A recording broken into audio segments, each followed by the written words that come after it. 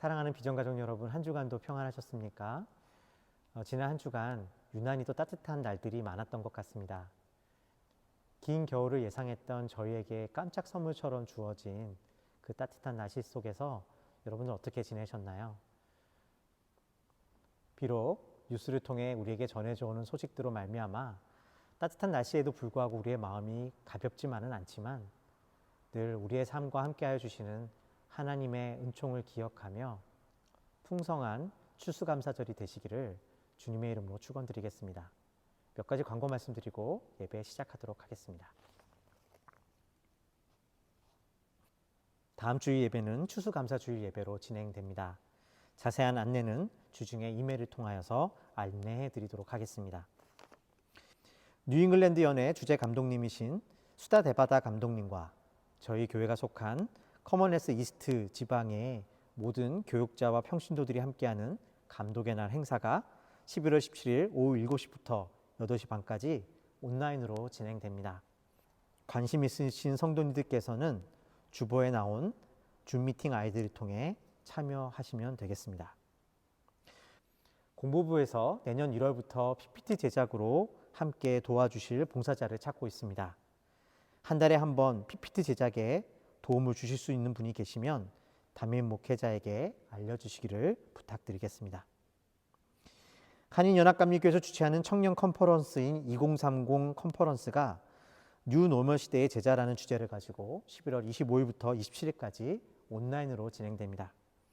참여를 원하시거나 질문이 있으신 분들은 이승문 목사님께 문의해 주시기를 부탁드립니다. 코로나19 사태가 장기화됨에 따라 도움이 손길이 필요한 이웃들이 많아지고 있습니다. 저희가 이미 지난 3월부터 코로나19 속에서 어려움을 겪고 있는 이웃들을 위한 캠페인을 진행해 오고 있는데요. 다시 한번 이 캠페인에 동참해 주시기를 부탁드리겠습니다. 하루에 한 번 전화로 다른 성도님들에게 문안하는 것, 하루에 10분 이웃을 위해 그리고 성도님들을 위해 중보하는 시간을 갖는 것, 우리의 어려운 이웃들을 위해 손세정제, 마스크, 음식 등을 긴급히 필요한 지역과 이웃들에게 나누는 것, 그리고 나보다 어려운 이웃을 위해 헌금하거나 혹은 기부하는 일들을 통해 여러분들이 참여하실 수 있습니다. 오늘도 11월의 공동기도문을 함께 하심으로 예배를 시작하도록 하겠습니다. 우리를 고치시는 주님, 온 세상이 전염병과 그에 따른 아픔으로 고통하고 있습니다. 주님이 만드신 세계가 인간의 탐욕과 연약함으로 얼룩져 신음하고 있습니다. 우리 안에 발견한 탐욕과 부서진 마음, 그러나 쉴 것 없는 마음으로 주님 앞에 나아오니 긍휼의 주님께서 우리를 불쌍히 여기시고 이 땅을 고쳐 주옵소서. 모든 이들이 협력하여 이 시간을 하나님을 의지함으로 함께 이겨내게 하소서. 소망의 주님, 경제적 어려움으로 고통받고 있는 이들, 오랜 격리 생활로 황폐해진 몸과 외로운 마음으로 고통받는 이들을 기억하여 주시고 위로하여 주소서. 꿈을 키워야 할 시기에 불안에 눌려있는 사랑하는 자녀들과 청년들에게 은총의 빛을 비추어 주소서. 평화의 주님, 갈라져 있는 이 땅을 주께서 보살펴 주옵소서. 그리스도의 주되심을 이 땅 위에 선포합니다. 우리가 하나님의 정의 앞에서 비겁하지 않게 하시고 그러나 또한 분노에 사로잡히지 않게 하여 주셔서 이 땅에 하나님 나라의 기쁜 소식을 담대히 전하며 치유하는 자들로 사용하소서. 우리 주 예수 그리스도의 이름으로 기도드립니다. 아멘.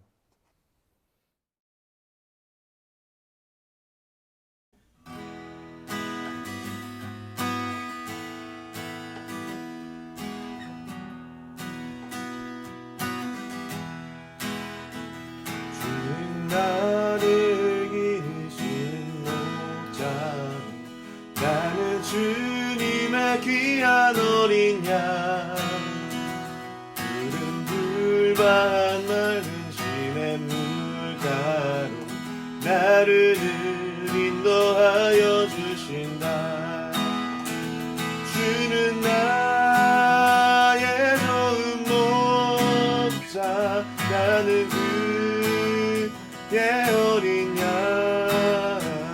너를 따라 꼴을 먹여주시니 내 내게 부족함 전혀 없어라.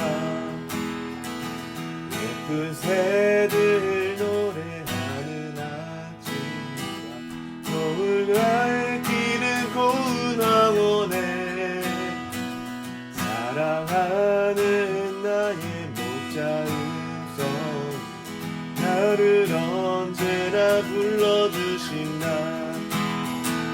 주는 나의 좋은 목자 나는 그의 어린 양 저를 따라 꼴을 먹여주시니 내게 부족한 전혀 없어라.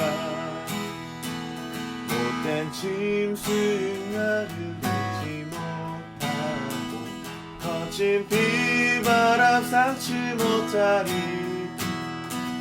나의 주님 강한 손을 펼치 나를 주야로 지켜주신다. 주는 나의 좋은 목자 나는 그의 어린 양 저를 따라 꼴을 먹여주시니 내게 부족함 전혀 없어라. 저를 따라 꼴을 먹여주시니 내게 부족함 전혀 없어라.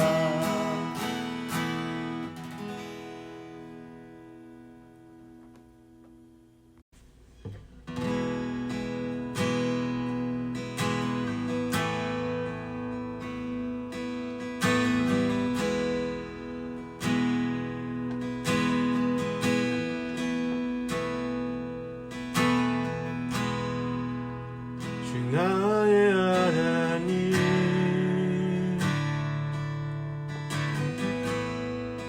주님 앞에 섭니다.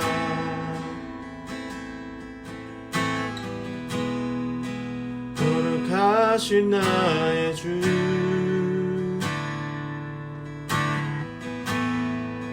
주를 경배합니다.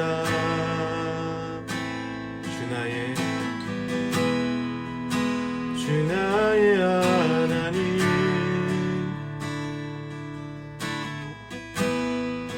주님 앞에 섭니다.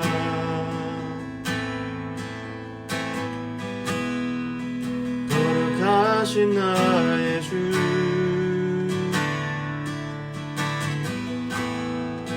주를 경배합니다.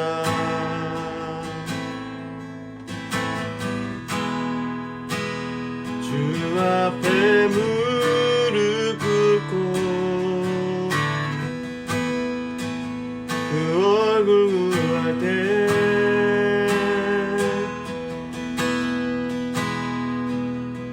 내 앞에 오신 주님 나를 만지시네.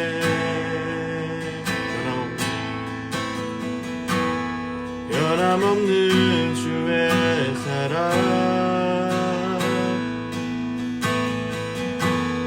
나의 모든 아픔 눈물 씻으시네. 주의 손 날 붙으시니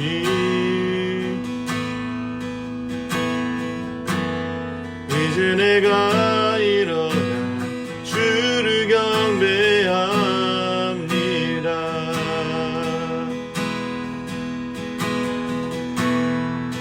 주 나의 하나님 주 나의 하나님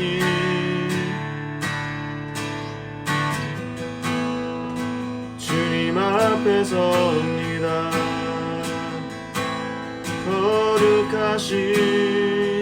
거룩하신 나의 주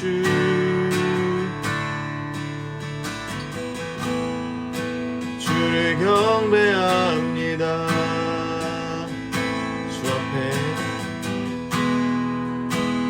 주 앞에 무릎 꿇고 그 자비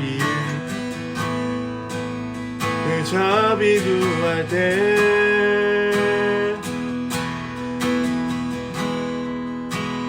내 앞에 오신 주님 나 새롭게 하네. 변함없는 주의 사랑 나의 모든 아픔 눈물 씻으시네. 주의 손 날 붙드시니 이제 내가 일어나 주를 경배합니다.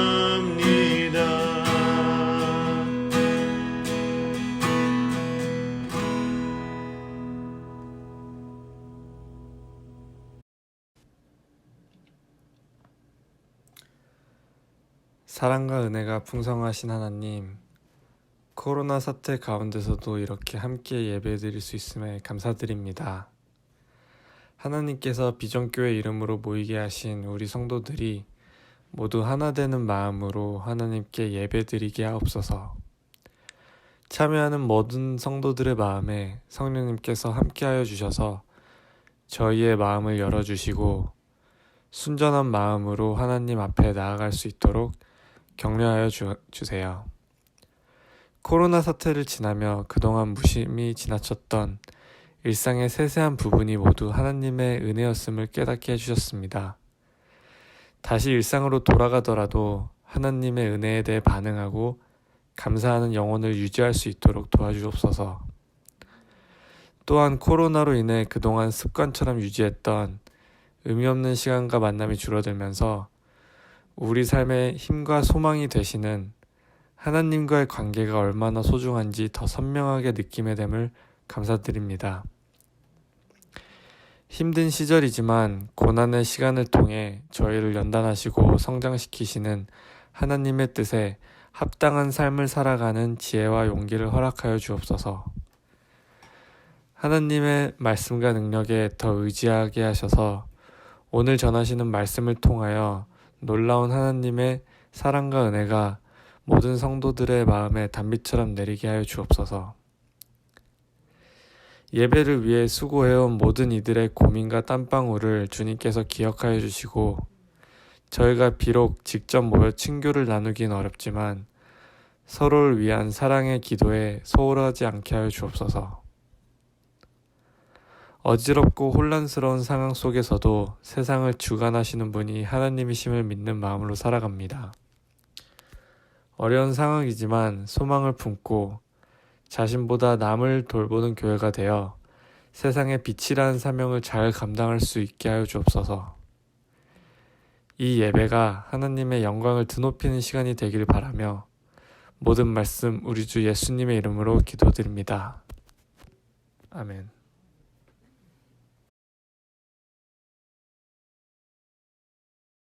오늘 우리에게 주시는 하나님의 말씀은 역대하 7장 12절부터 22절까지의 말씀입니다. 역대하 7장 12절부터 22절까지의 말씀을 제가 대신 봉독하도록 하겠습니다.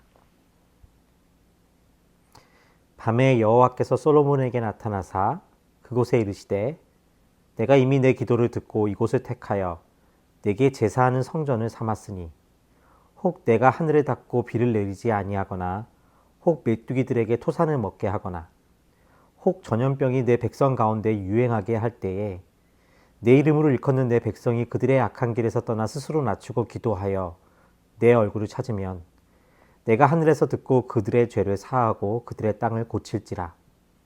이제 이곳에서 하는 기도에 내가 눈을 들고 귀를 기울이리니 이는 내가 이미 성전을 택하고 거룩하게 하여 내 이름을 여기에 영원히 있게 하였음이라. 내 눈과 내 마음이 항상 여기에 있으리라. 내가 만일 내 앞에서 행하기를 내 아버지 다윗이 행한 것 같이 하여 내가 내게 명령한 모든 것을 행하여 내 율례와 법규를 지키면 내가 내 나라 왕위를 견고하게 하되 전에 내가 내 아버지 다윗과 언약하기를 이스라엘을 다스릴 자가 내게서 끊어지지 아니하리라 한 대로 하리라. 그러나 너희가 만일 돌아서서 내가 너희 앞에 둔 내 율례와 명령을 버리고 가서 다른 신들을 섬겨 그들을 경배하면 내가 너에게 준 땅에서 그 뿌리를 뽑아내고 그 이름을 위하여 거룩하게 한 이 성전을 내 앞에서 버려 모든 민족 중에 속담거리와 이야기거리가 되게 하리니 이 성전이 비록 높을지라도 그리로 지나가는 자마다 놀라 이르되 여호와께서 무슨 까닭으로 이 땅과 이 성전을 이같이 행하셨는고 하면 대답하기를 그들이 자기 조상들을 애굽 땅에서 인도하여 내신 자기 하나님 여호와를 버리고 다른 신들에게 붙잡혀서 그것들을 경배하여 섬김으로 여호와께서 이 모든 재앙을 그들에게 내리셨다 하리라 하셨더라. 오늘 우리에게 주시는 하나님의 귀한 말씀입니다. 말씀을 주시니 감사합니다. 아멘. 오늘 코비드의 시대를 살아가면서 많이 회자되고 있는 말씀 중에 하나가 오늘 우리가 읽은 말씀일 것이라고 생각합니다. 솔로몬이 성전을 완공한 후에 하나님께서 솔로몬에게 성전에 대하여 약속하여 주시는 말씀 중에 13절을 읽어보면 우리의 눈을 사로잡는 부분이 있기 때문입니다. 13절과 14절의 말씀을 함께 보시겠습니다. 혹 내가 하늘을 닫고 비를 내리지 아니하거나 혹 메뚜기들에게 토산을 먹게 하거나 혹 전염병이 내 백성 가운데 유행하게 할 때에 내 이름으로 일컫는 내 백성이 그들의 악한 길에서 떠나 스스로 낮추고 기도하여 내 얼굴을 찾으면 내가 하늘에서 듣고 그들의 죄를 사하고 그들의 땅을 고칠지라. 오늘날 전염병의 시대를 살아가는 상황 속에 있는 우리에게 이 말씀은 모든 전염병의 원인이 하나님께 돌이키지 않은 것에 있다는 것을 말해주고 있는 것처럼 보입니다. 정말로 오늘 우리가 당하는 이 모든 전염병과 재난들이 하나님께로 돌이키지 않았기 때문이라고, 그로 인한 징벌이라고 말씀은 말해주고 있는 것일까요? 이러한 해석은 맞는 것이기도 하고 또한 틀린 것이기도 합니다. 왜냐하면 여기서 고치다라고 하는 것, 다른 말로 이 땅이 고장났기 때문에 고쳐야 한다는 이러한 상태를 우리가 어떻게 정의하느냐에 따라 이 해석이 맞을 수도 있고 틀릴 수도 있기 때문입니다. 성경은 풍요한 것과 또한 가난하게 되는 것이 하나님의 손안에 있는 것이라고 말씀하고 있기는 하지만 동시에 그것이 하나님께서 우리를 사랑하시는 것과 정확한 인간관계에 있다고 말하고 있지는 않습니다. 하나님은 사랑하시는 자에게 때로 고난을 주심으로 더 큰 풍성함을 허락하시는 하나님이십니다. 그래서 모든 재난들이 우리의 죄로 인한 하나님의 형벌이라고 말하는 해석은 맞는 것이라고 볼 수가 없는 것이죠. 그렇다면 우리는 이 말씀을 어떻게 보아야 하는 것일까요? 여기서 표현되고 있는 고침이 필요한 땅의 상태가 단지 재난 자체가 아니라 죄악이 만연한 상태, 곧 하나님의 죄사함이 필요한 상태임을 오늘 말씀이 말해주고 있다는 사실을 주목해야 합니다. 많은 전문가들이 이미 오늘날 우리에게 닥친 그 이전에 경험해보지 못한 새로운 재난들은 사실은 인간의 욕심으로 인한 인재일 수 있다는 사실을 지적하고 있습니다. 지나친 소비와 그로 인해 필요한 무분별한 환경 파괴들로 인해 오늘 우리는 새로운 재난의 시대를 맞고 있음을 말해주고 있기 때문입니다. 기후 재난을 비롯한 우리가 보는 불이한 현실은 우리가 사는 피조 세계가 얼마나 망가져 있는지를 보여주는 하나의 증상일 뿐입니다. 누구 한 사람의 잘못이 아니라 그동안 당연한 것으로 여기며 살았던 우리 모두의 욕망으로 피조 세계가 고통받을 뿐 아니라 이 땅이 망가지게 되었음을 보여주는 하나의 현상이 오늘날 우리가 보고 있는 재난의 모습일 수 있다는 것입니다. 그런 의미에서 보자면 오늘 말씀에서 이 땅의 재난이 우리의 죄로 인한 것이며 무엇보다 단순히 재난이 사라지는 것이 아니라 망가진 이 땅 위에 하나님의 백성들의 회개와 하나님의 고침이 필요하다는 말씀은 틀림없는 사실이라고 할 수 있을 것입니다. 사도 바울은 로마서에서 이러한 사실을 다음과 같이 이야기해 주고 있습니다. 로마서 8장 19절부터 22절의 말씀입니다. 피조물이 고대하는 바는 하나님의 아들들이 나타나는 것이니 피조물이 허무한 데 굴복하는 것은 자기 뜻이 아니요 오직 굴복하게 하시는 이로 말미암음이라. 그 바라는 것은 피조물도 썩어짐의 종로로 탄 데서 해방되어 하나님의 자녀들의 영광의 자유에 이르는 것이니라. 피조물이 다 이제까지 함께 탄식하며 함께 고통을 겪고 있는 것을 우리가 아느니라. 피조물이 하나님의 아들들과 함께 고통당하고 있다는 사실을 바울은 표현해주고 있는 것입니다. 그렇다면 우리는 어떻게 회복의 길을 갈 수 있는 것일까요? 우리는 어떻게 하나님 앞에서 고침받을 수 있는 것일까요? 우리가 고침받는다는 것은 무엇이며 우리는 어떻게 그 길을 갈 수 있는 것일까 하는 것입니다. 오늘 우리가 읽은 말씀은 성전이 완공되었을 때 하나님께서 솔로몬에게 나타나셔서 성전에 대한 약속을 주시는 장면을 보여주고 있습니다. 하나님은 성전 가운데 그의 눈과 귀를 두시겠다고 약속하십니다. 물론 이 성전을 지은 것은 솔로몬이지만 하나님은 이 성전이 이스라엘에게 주신 선물임을 강조해서 말씀해 주고 계십니다. 그러면서 하나님은 이 성전에 대해 두 가지를 강조해서 말씀하고 있는 것을 보게 됩니다. 그 첫 번째는 이 성전을 통해 하나님께서 그들의 기도를 들으시겠다라는 것입니다. 15절부터 16절의 말씀입니다. 이제 이곳에서 하는 기도에 내가 눈을 들고 귀를 기울이리니 이는 내가 이미 이 성전을 택하고 거룩하게 하여 내 이름을 여기에 영원히 있게 하였습니다. 내 눈과 내 마음이 항상 여기에 있으리라. 하나님은 이스라엘 백성들에게 이 성전에 와서 기도하면 그 기도를 들으시겠다고 말씀하십니다. 이미 되돌리기에는 너무 멀리 왔다고 느낄 때, 자신의 힘으로 문제를 해결하다가 더 큰 문제를 일으키게 되었을 때 기억해야 하는 것은 하나님께서 이 성전을 우리에게 주셨고 그 성전에서 우리의 기도를 들으시겠다라는 것입니다. 그런데 주님은 동시에 이 성전이 아무리 화려하고 위대해 보여도 하나님을 경외하지 않고 미신적으로 성전만을 섬긴다면 하나님께서 이 성전을 버리실 것이라고 말씀하고 있는 것을 보게 됩니다. 21절부터 22절의 말씀입니다. 이 전이 비록 높을지라도 무릇 그리로 지나가는 자가 놀라가로되 여호와께서 무슨 까닭으로 이 땅과 이전에 이같이 행하셨는가 하면 대답하기를 저희가 자기 열조를 애굽 땅에 인도하여 내신 자기 하나님 여호와를 버리고 다른 신에게 복종하여 그를 숭배하여 섬김으로 여호와께서 이 모든 재앙을 저에게 내리셨다 하리라 하셨더라.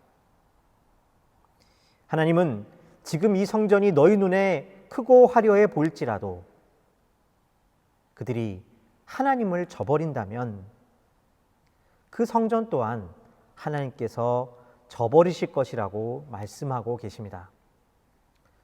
그렇다면 어째서 하나님은 성전에 대해 이러한 두 가지 상반된 말씀을 우리에게 하고 계신 것일까요?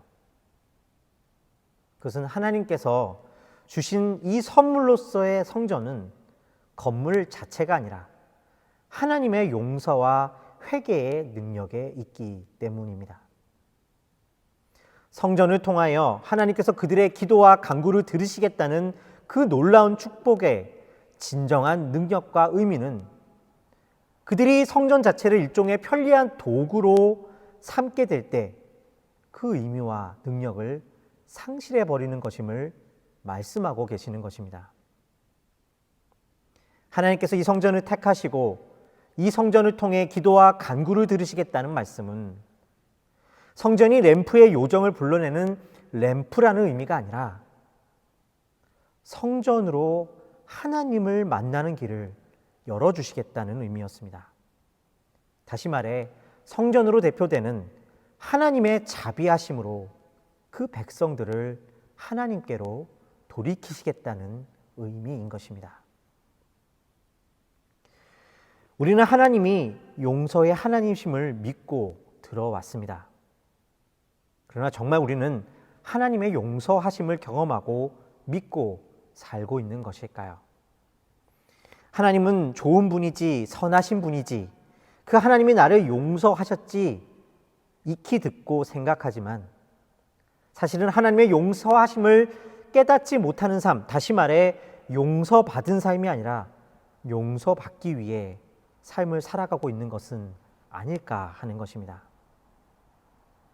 하나님의 자비하심을 기대어 용서받은 삶이 아니라 용서받기 위한 자격을 갖추기 위하여 애쓰며 살고 계시지는 않는가 하는 것이죠. 하나님의 용서하심을 안다고는 하지만 그것을 믿지 못하는 삶입니다. 오늘 말씀에 하나님은 이 용서하심에 대해 무엇을 말씀하고 계십니까? 14절의 말씀을 한 번 더 읽기 바랍니다. 내 이름으로 일컫는 내 백성이 그들의 악한 길에서 떠나 스스로 낮추고 기도하여 내 얼굴을 찾으면 내가 하늘에서 듣고 그들의 죄를 사하고 그들의 땅을 고칠지라.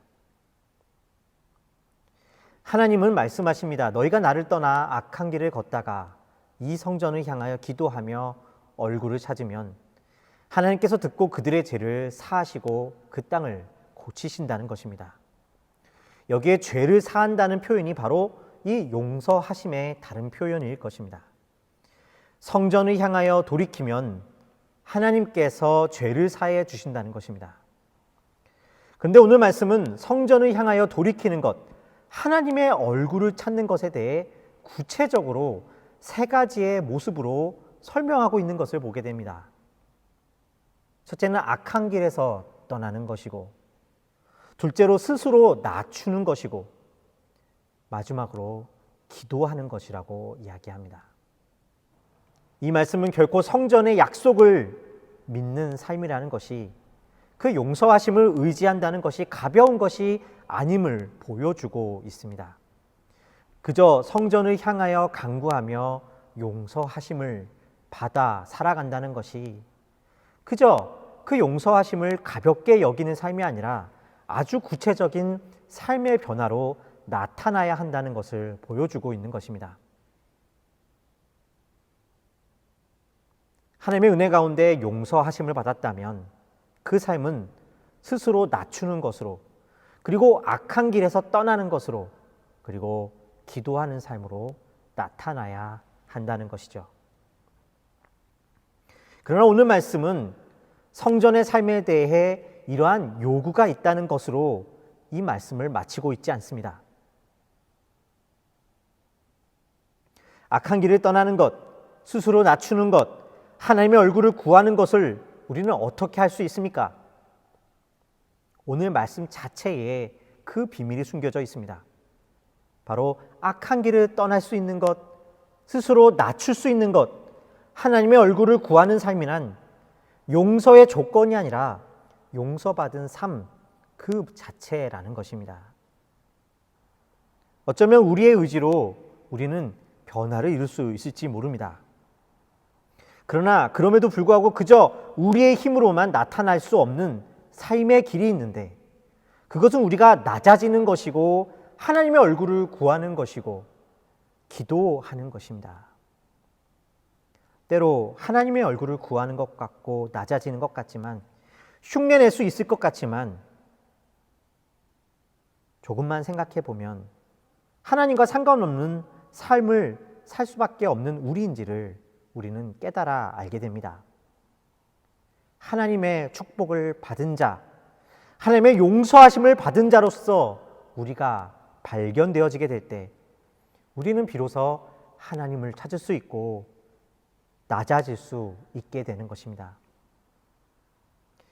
오늘 하나님께서 성전을 향하여 주신 약속은 바로 여기에 있습니다. 그래서 오늘 말씀에 이 성전의 약속을, 그 은혜를 붙잡는 삶을 두고 다윗의 언약의 삶이라고 표현하는 것을 보게 됩니다. 17절과 18절의 말씀입니다.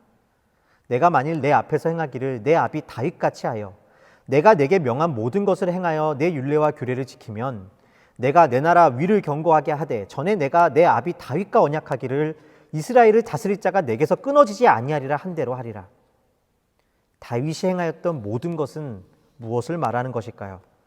그가 골리앗에게 나아가 그를 이긴 것을 말하는 것일까요? 하나님 앞에 순종하여 사울을 피하여 다니면서 하나님을 신뢰하는 것을 말하는 것일까요?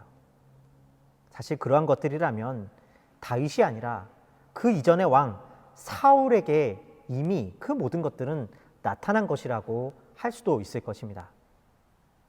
그러나 다윗에게 나타난 유일한 다른 점은 그가 용서받은 자로서의 삶을 살았다라는 것입니다. 그는 늘 모든 순간에 하나님의 용서받은 자로서의 자기의 삶을 기억했습니다. 그는 자기의 자격이 아니라 하나님의 은총을 기댔습니다.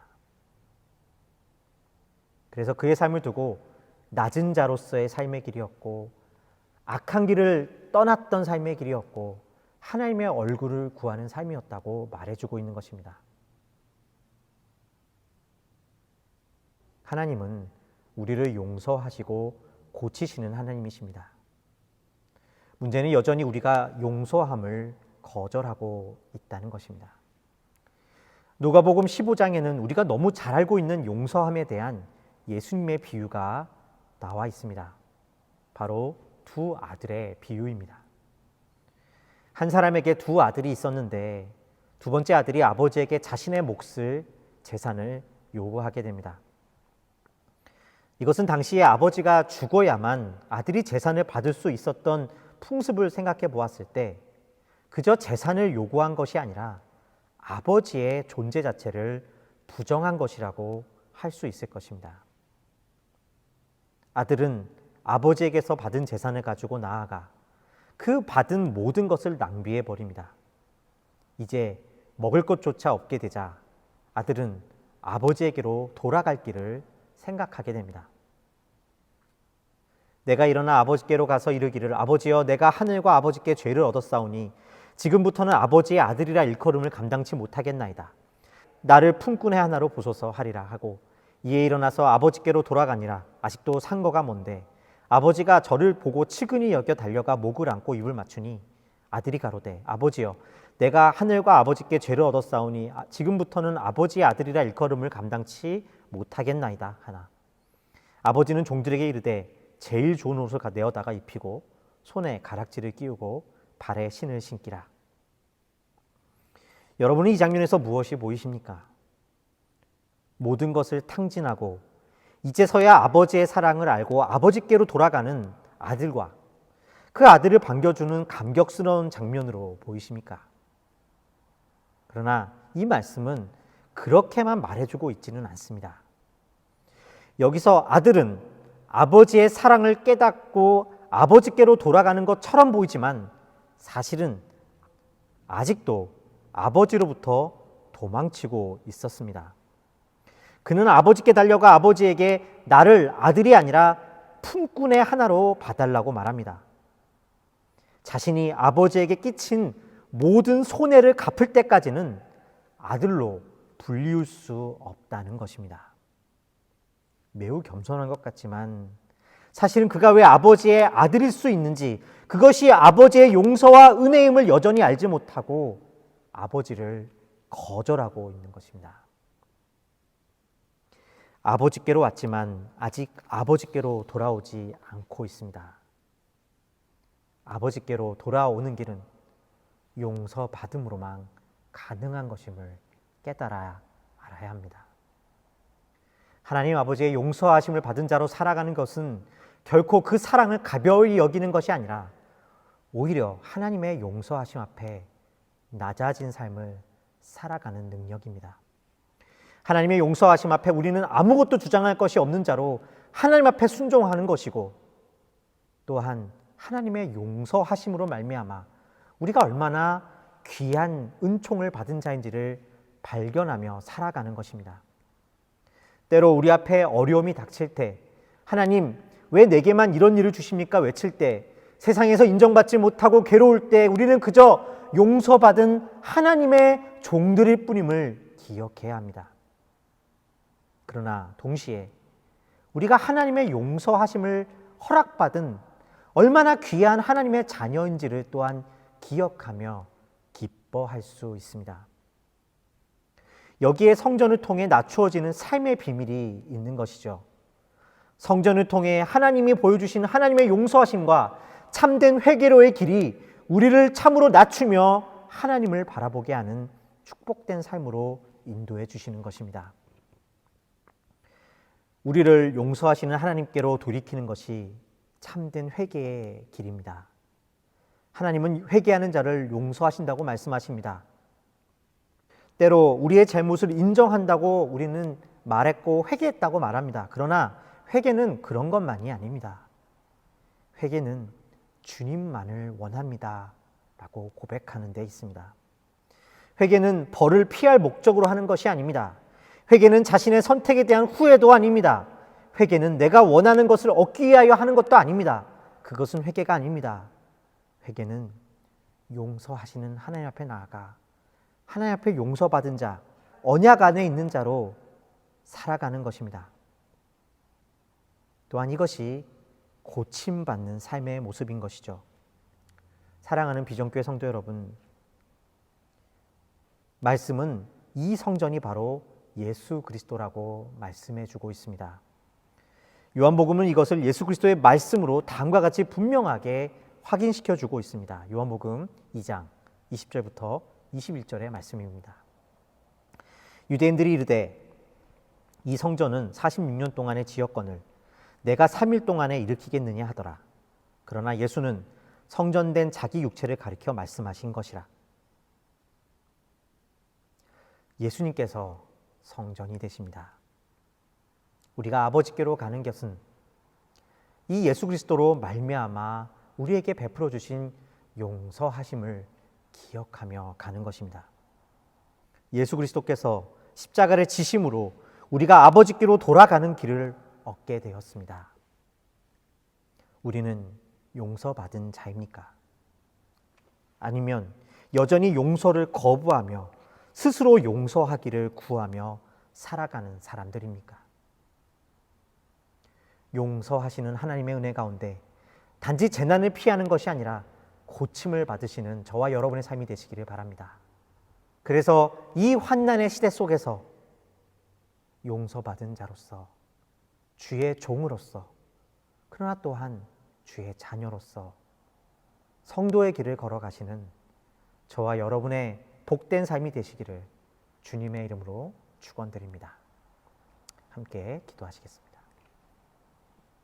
고맙고 감사하신 아버지 하나님, 성전을 통하여서 아버지께로 가는 길을 얻었습니다. 우리가 용서받은 자로서 주님께 가게 하여 주시고 주님을 만나게 하여 주시고 그 속에서 오늘 이 어려운 시대를 살면서 때로 우리가 낙심되고 때로 절망하지만 우리가 아무 권리도 주장할 수 없는 하나님의 종인 것과 그러나 동시에 하나님의 사랑을 입은 자임을 기억하며 승리하며 살게 하여 주시옵소서. 무너지고 깨어진 삶을 살고 계신 모든 이들에게 이 회개를 통하여서 회복이 일어나게 될 줄로 믿습니다. 감사 찬양을 드렸고 우리 주 예수 그리스도의 이름으로 기도하였습니다.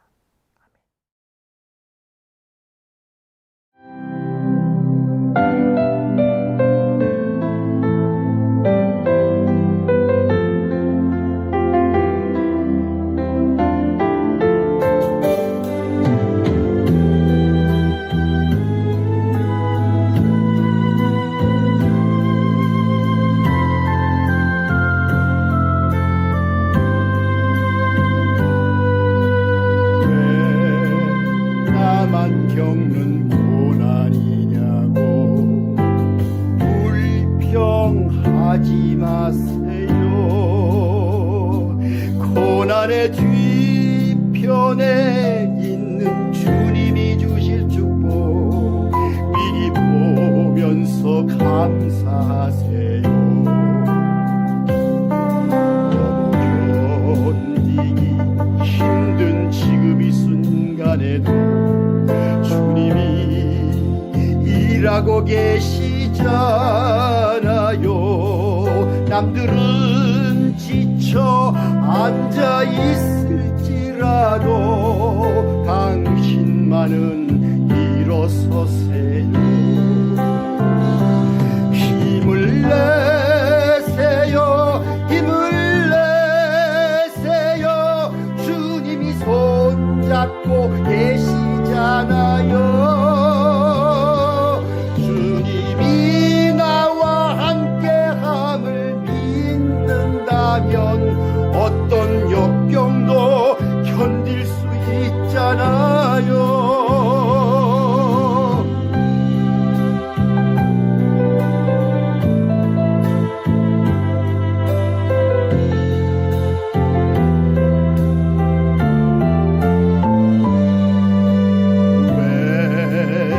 이런 슬픔 찾아왔는지 원망하지 마세요. 당신이 잃은 것보다 주님께 받은 은혜 더욱 많음에 감사하세요. 너무 견디기 힘든 지금 이 순간에도 주님이 일하고 계시잖아요. 남들은 지쳐 앉아 있을지라도 당신만은 일어서세요. 힘을 내세요. 힘을 내세요. 주님이 손잡고 계시잖아요. 주님이 나와 함께함을 믿는다면 어떤 고난도 견딜 수 있잖아요. 힘을 내세요. 힘을 내세요. 주님이 손잡고 계시잖아요. 주님이 나와 함께함을 믿는다면 어떤 고난도 견딜 수 있잖아요. 주님이 나와 함께함을 믿는다면 어떤 고난도 견딜 수 있잖아요.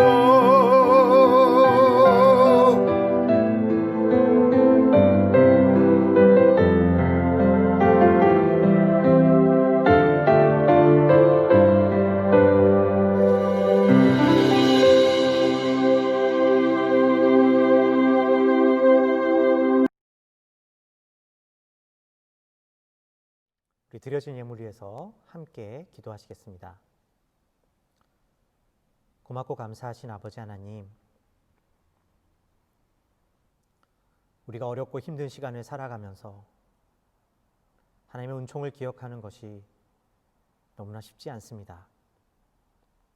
그러나 주님, 우리가 말씀을 통하여서 일상의 모든 순간순간에서 지금도 우리와 함께 하시는 하나님의 은혜를 알게 하여 주심에 감사를 드립니다. 우리가 이 시간 그 은혜에 감사하여서 우리에게 있는 가장 소중한 것을 주님께 가지고 나왔습니다. 주님, 이 예물에 담긴 저들의 기도와 땀과 눈물과 아픔을, 그 정성과 믿음을 기억하여 주시고 그 마음을 받아주셔서 성도로 살아가는 자에게 부어주시는 믿음의 은총이 저들 가운데 풍성하게 있게 하여 주시옵소서. 그래서 날마다 쓰러지는 것 같으나 주님 안에서 승리하며 주님께 영광 돌리는 인생을 살아가게 하여 주시옵소서. 주님, 예물이 모든 쓰이는 곳곳마다 주님의 몸된 교회의 복음의 은혜가 흘러가게 하여 주시고 많은 영혼들을 살려낼 수 있는 도구로 사용되어지게 하여 주시옵소서. 우리와 언제나 함께 하시는 주님을 찬양하오며 우리 주 예수 그리스도의 이름으로 기도하였습니다. 아멘. 축도로 예배를 마치도록 하겠습니다. 이제는 우리를 사랑하여 주셔서 예수 안에서 지금도 우리의 기도를 들으시고 우리를 용서하시고 우리와 함께하여 주시는 우리 주 예수 그리스도의 은혜와 하나님 아버지의 놀라우신 사랑하심과 성령님의 감화 감동 역사하심의 은혜가 지금도 그 악한 길을 떠나며 스스로 낮추며 주님의 얼굴을 구하며 기도하며 살아가게 되는 그 특권을 누리는 사랑하는 비전교회 성도님들 머리 위에 이제로부터 영원까지 함께 하시기를 간절히 축원드리옵나이다. 아멘.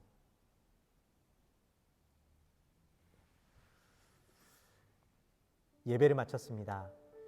돌아오는 한 주간도 우리의 기도를 들으시고 우리와 함께 하시는 우리 주 예수 그리스도의 은혜와 더불어 승리하시는 한 주가 되시기를 주님의 이름으로 축원드리겠습니다.